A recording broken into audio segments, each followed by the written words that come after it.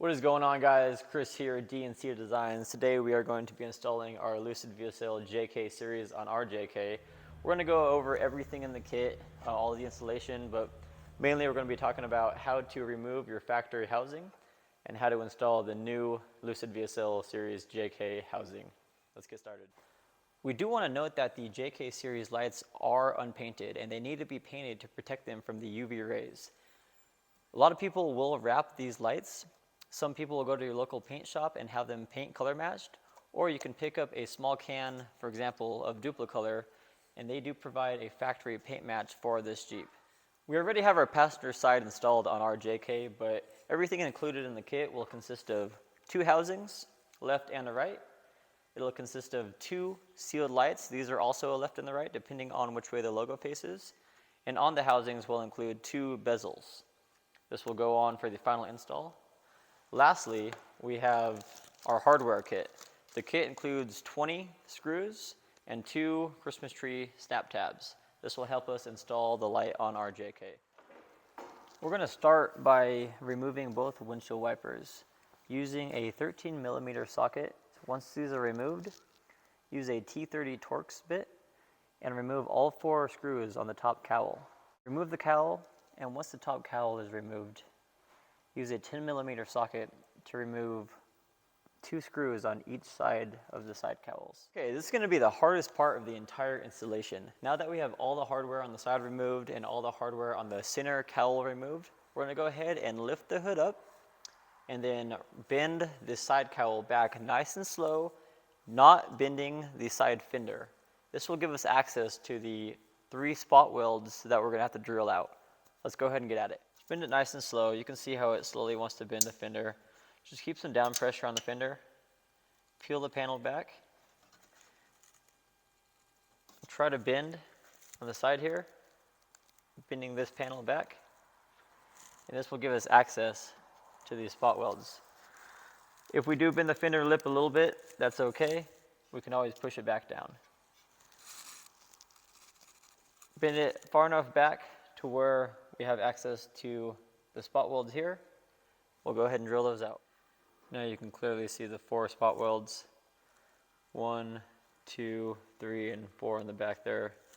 So I'm going to use a 7/32 drill just to start them, and we're going to finish them with a larger drill.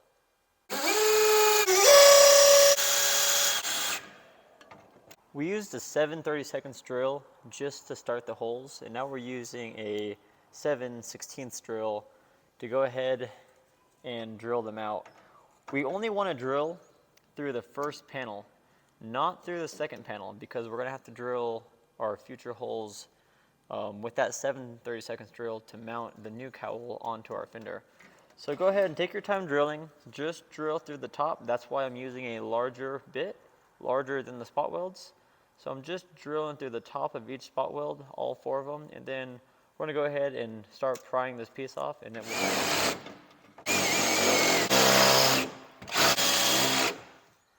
So we can see on the 4 holes, we did not drill all the way through, but just enough to drill through the first panel. You can see the difference in the first and second. So don't drill all the way through, just enough to drill through the cowl, not the fender. We'll go ahead and we'll start prying, and you can see they're going to pop right off. Once you keep working that panel, if they don't easily come off, drill slightly more and it should pop off.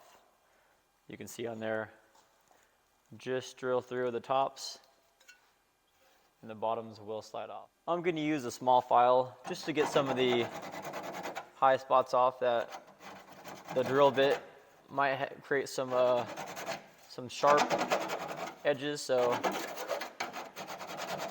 go ahead and do your best just to get it nice and flat. You don't have to take a lot off, just make sure everything is level and even.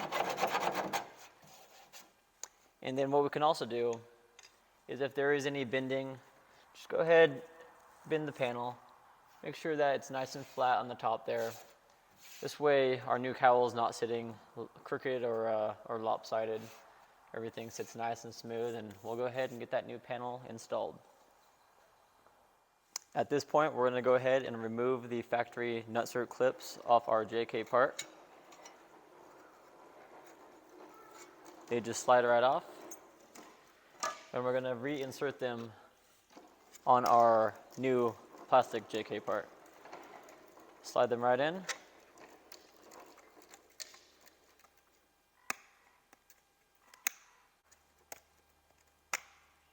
And we're ready to go. After the two back bolts are on, reinstall your windshield A-pillar bracket.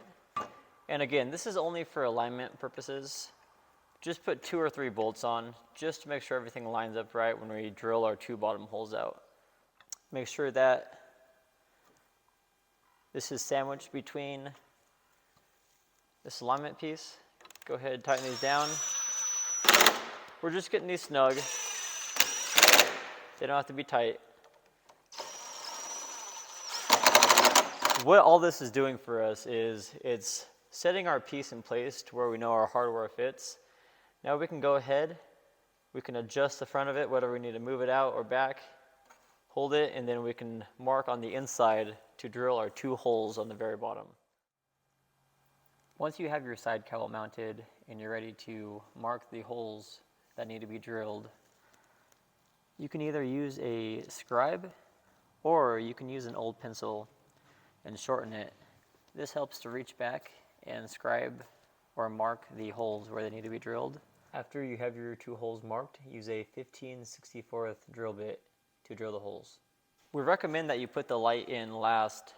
That way you have room to get your fingers in here and really push down those plastic snap tabs. Once they're both secure and mounted in place, we can go ahead and finish the installment.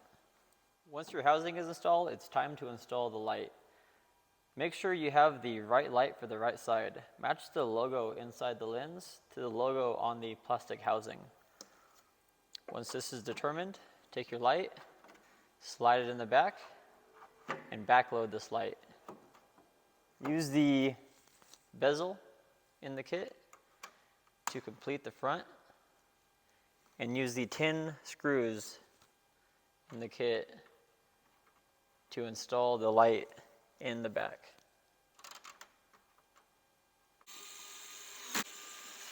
We recommend installing the center 2 screws first, tightening those and working from the center out.